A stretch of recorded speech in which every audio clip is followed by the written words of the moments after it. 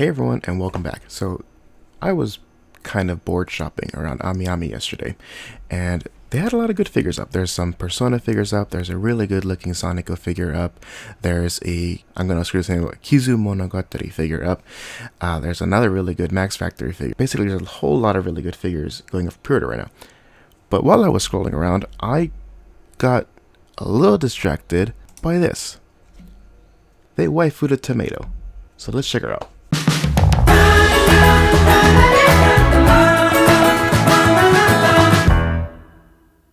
Okay, so here we are with Tomato-chan, and she's based off an illustration by Pani Illustrator, and they do have a link up on the Reddit page. So this is the original illustration that inspired the original figure here on AmiAmi. Now personally, I think it's actually a pretty good rendition of Pani's original illustration. It's actually really good, and I do like the additional kind of translucent little hair thing they added to her right here, but she's definitely got really good, she is right. So let's go ahead and take a look at some of these pictures, but going back to the illustration, there is really good focus and a really good attempt to recreate Pani's original illustration here. So let's go ahead and take a look at some more of the pictures here. She is a 1/7 scale figure, and she's going for about $100, so that's not too much of a risk here for a figure. You're looking at about entry-level Good Smile figures. This is about the same price we paid for Megumi in the bikini one from Good Smile, and that was a great figure. And looking at this, I'm seeing a really holy, yeah, this looks like a good figure.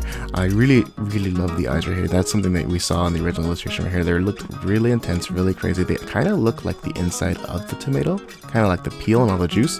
So that looks really good. And here's a little translucent part we were talking about in the hair. It's carried on her little it's kind of on her little dress. I think they went a little intense right here on her bust, but that was part of the illustration. They were trying to make a really ripe looking tomato. So hey, that's wonderful here. I love the little addition of what I assume is like a ketchup kind of drawing of a heart right here on her thigh.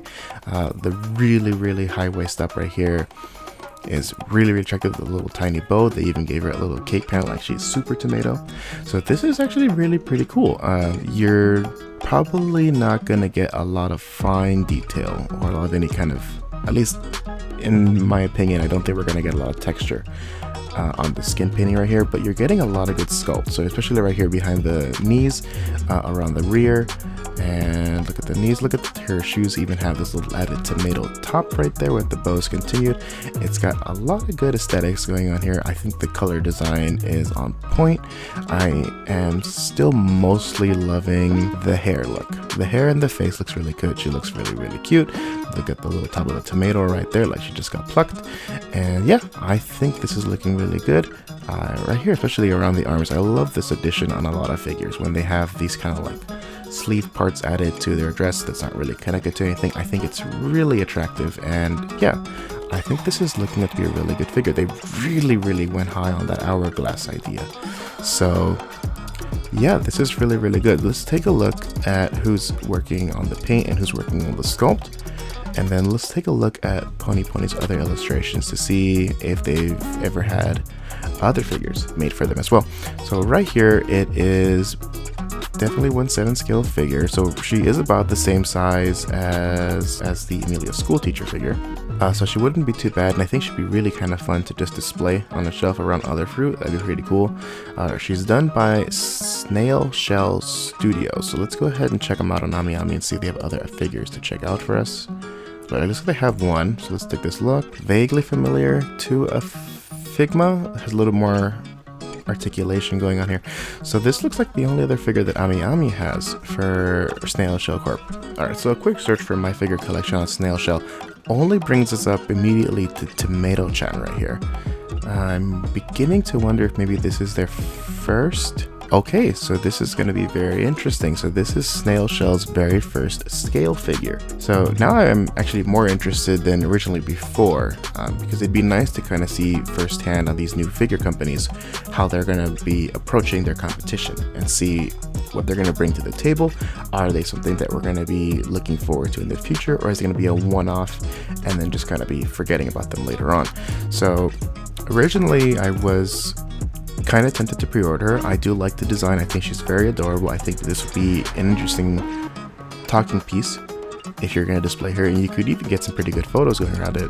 There was a comment on the Reddit page about putting her for an omelet, so sir, if you did that, I got you covered. But yeah, her price is also very, very attractive too. 10,000 Japanese yen. AmiAmi is putting at about $94 right here. She's releasing in November. The illustration by Pony Pony was also very attractive too, so that does help seal the deal when you're considering getting a figure based off an illustration. Is how true they're actually staying to the creator's original vision, and I think Snail Shell is doing an amazing job here. I think I'm gonna pre-order her. It is interesting to see that this is their first venture into the figure world aside from that model they had before, so I think this will be fun. And at $100, you're not really risking too much if you're already into the creator world. If this is going to be your first figure in collecting, I'd probably back off just a tiny bit and maybe get something more along the line of a Good Smile or Max Factory, something that, you know, if you're spending at least $1 to $120, you're not going to be too worried about the quality. Most figures from Good Smile and Max Factory tend to knock it out of the park, even in their lower end figures at that price point. This being a new company, I would have some concern as to when you're getting her, what the finish is going to be like, what the build quality is going to be like, exactly what they're going to do with her stand. Right now, we just have this kind of plain white looking hexagon shape, and it's not at all very appealing, and it doesn't really add anything to the figure. So here's hoping that this is just kind of their little pre-production sample, and that by the time they do have her ready to ship out, they've maybe fixed this base, or at least added a bit, like maybe the original illustrator's signature right here, or maybe just even a red base, or like a mirror. I think a mirror would do great with this kind of figure. So lots of stuff to love about this figure. The thighs on it, the bend around her belly, this is very interesting. Her face is adorable. The dress even goes up to her neck. The cape, this little kind of skirt heel right here that's all very translucent.